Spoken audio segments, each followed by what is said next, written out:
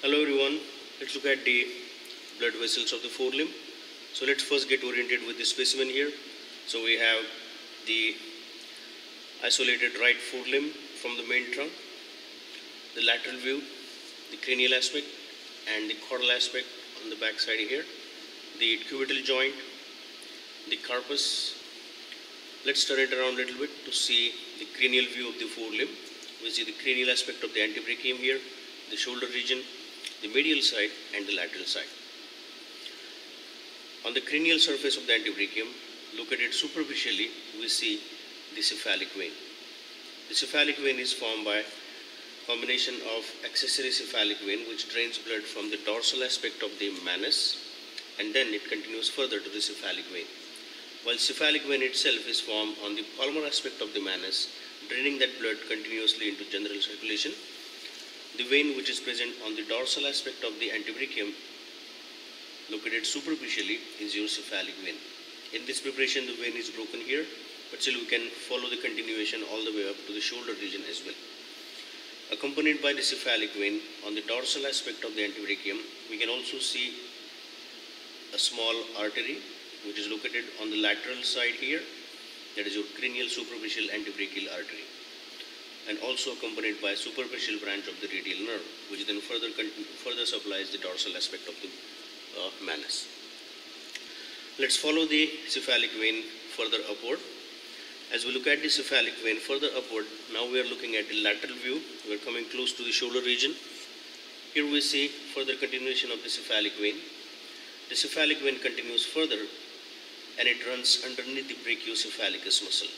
Here we can see further continuation of the cephalic vein under brachiocephalicus muscle, where it's going to go and join the external jugular vein, while it is located between the superficial pectoral and the brachiocephalicus muscle, where the region is called cephalic groove. As we follow the cephalic vein, from this point where it goes underneath the brachiocephalicus muscle, a branch continues further, that is your axillobrachial vein. The axillobrachial vein, at a place where it goes or dives between the deltoideus and other muscles, it gives off another branch, that is your omobrachial vein. The omobrachial vein then continues further in the region of neck and finally enters the external jugular vein, same way as the cephalic vein itself did.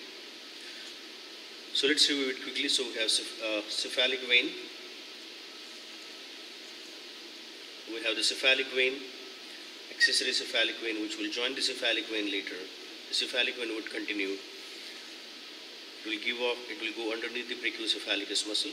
Then this segment here is axillobrachial vein and this segment is the omobrachial vein. Now we are going to look at the medial view of the forelimb. We will pay attention to some of the deeper arteries and veins of the forelimb. The main artery that supplies the forelimb is the axillary artery.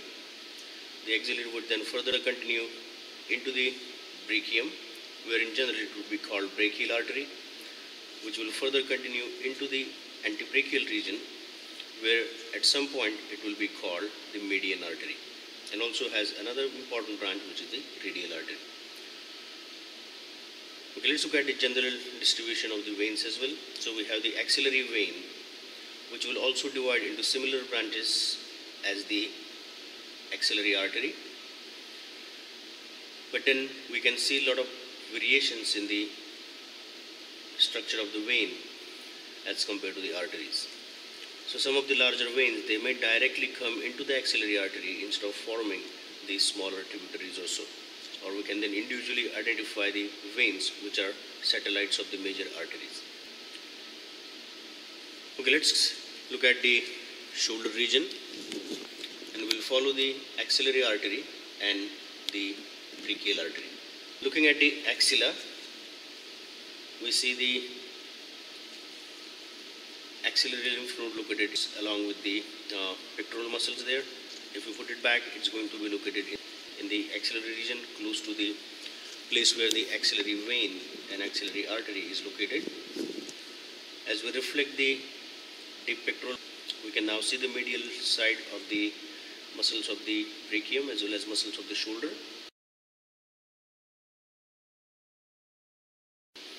So there are nerves of the brachial plexus that we already have discussed. So here is the axillary artery, which is further continuation of the subclavian on each side. The axillary would continue further into the brachium. As we already know, the axillary gives off the branches like external thoracic, lateral thoracic into the, as it comes into the forelimb. The arteries like external thoracic must be gone at this point.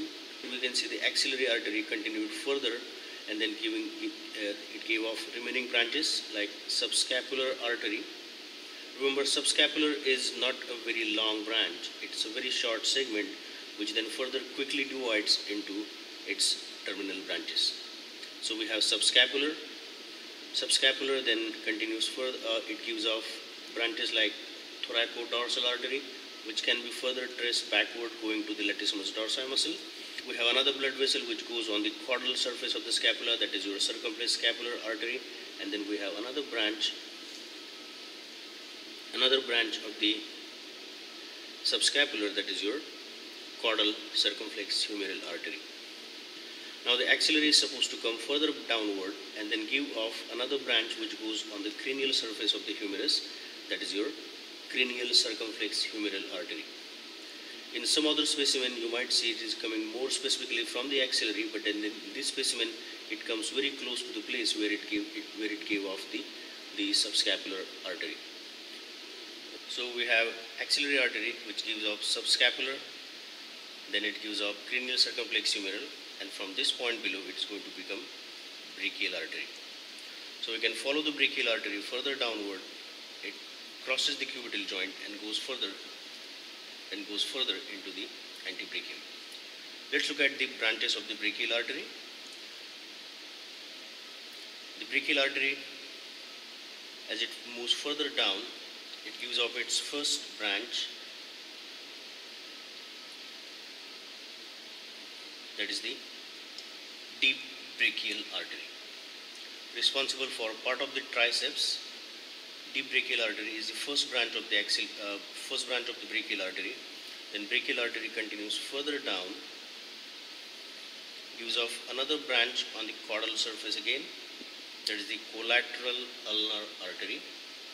The collateral ulnar is seen here, giving off three different branches, one going more proximally, one remains straight in the more caudal aspect, and one of the branches it further descends to the cubital joint and further below. You might see a variation in this place or at this point. The collateral ulnar, instead of having one single branch, it might be two different branches coming off but serving the same region as the three branches of the collateral ulnar are serving. So all of these branches are branches of the collateral ulnar, 1, 2 and 3. As the brachial artery gives off the collateral ulnar artery, further continuation of the brachial artery can be seen here. Then another large branch which is given off for the biceps brachii muscle. Simply that is called bicipital artery.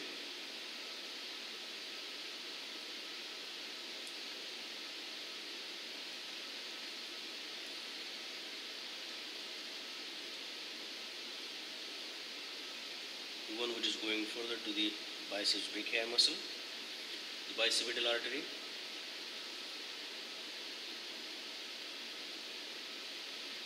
And then another branch which comes off the brachial artery is the superficial brachial artery. Again, some of the variations might be seen in this region.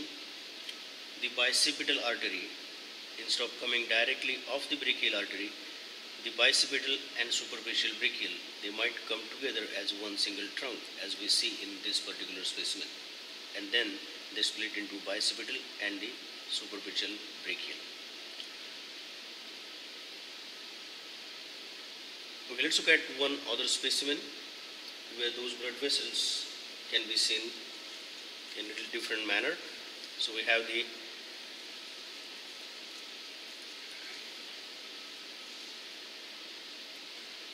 axillary artery here, subscapular diving deep, the continuation of the axillary artery. cranial circumflex humeral artery. From cranial circumflex humeral, we have the further continuation of the further continuation is brachial artery. The brachial artery, it gave off the deep brachial artery. Deep brachial, further continuation of the brachial artery. In this specimen, we can see a couple of those variations that I mentioned earlier. So here we see the bicipital coming off independently, as usual, going into the bicius brachii. But then collateral ulnar, instead of coming as one single trunk, the branches of the collateral ulnar, they are coming off independently. So we see the branch which is taking care of the proximal part of the triceps brachii came off independently, and we have the main collateral ulnar artery coming off a little later and supplying remaining part. The superficial brachial is seen coming off independently of the brachial artery, which then forms a little loop in front of the cubital joint, which will further give off the superficial blood vessels on the dorsal aspect of the antebrachium, or let's say on the cranial aspect of the antebrachium. The cranial, here it will be called cranial superficial antebrachial, which then gives out two branches, one on the lateral side of the cephalic vein and other one on the medial side of the cephalic vein, and both of those are cranial superficial antebrachial arteries. I am pulling the brachial vein slightly forward to expose the distal part of the brachial artery after it gives out the collateral ulnar at this point. Now as we follow the brachial artery further down, in front of the cubital joint, it gives off the transverse cubital artery. Let's look at that transverse cubital.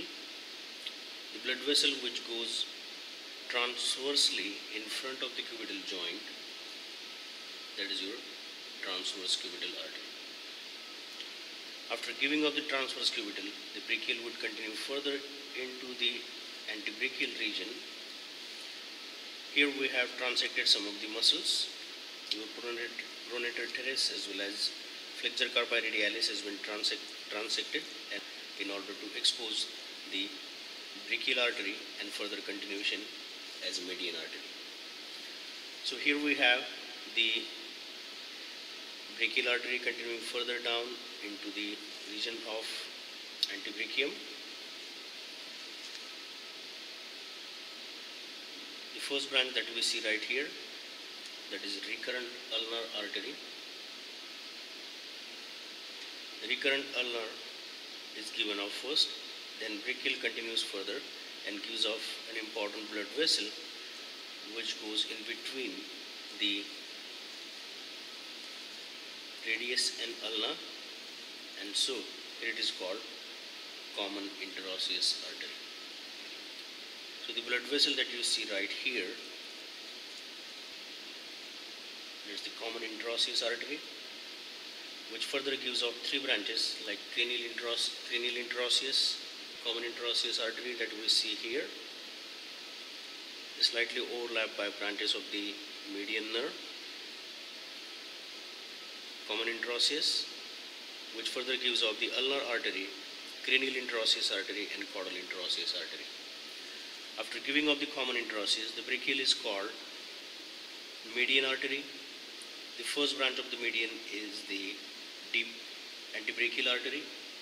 After giving off the deep antebrachial artery, median continued further down into the antebrachium, and then further passing through the carpal canal, it will take care of the palmar aspect of the manus.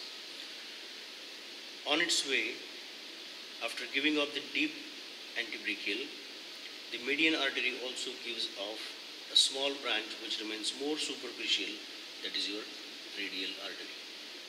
Accompanied by the similar vein, radial vein, there might be paired on both sides of the artery, so that is your radial artery. Median artery is deeper while radial artery is more superficial.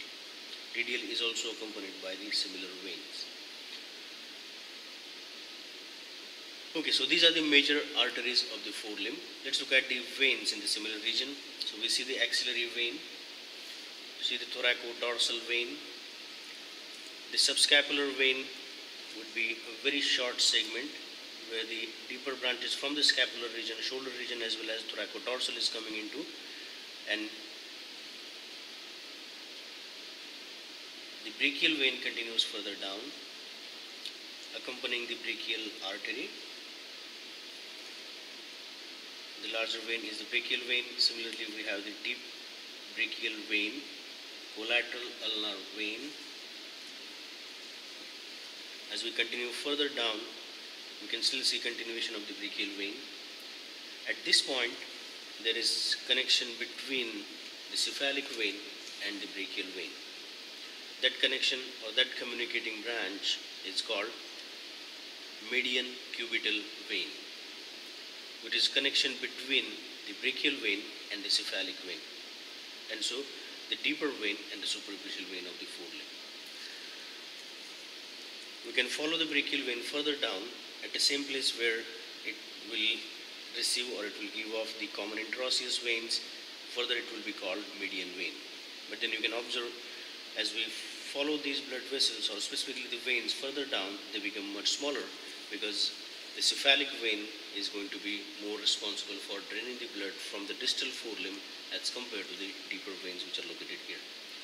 Whatever area is not drained by the cephalic vein or its tributaries or its branches, those veins are still seen much larger as compared to the others. So here we have deep antebrachial artery and so the deep antebrachial vein. The common interosseous artery would be accompanied by common interosseous vein in the same region. The ulnar artery, which is given off the common interosseous as well as recurrent ulnar artery, those can also be traced in between the flexor muscles on the caudal aspect.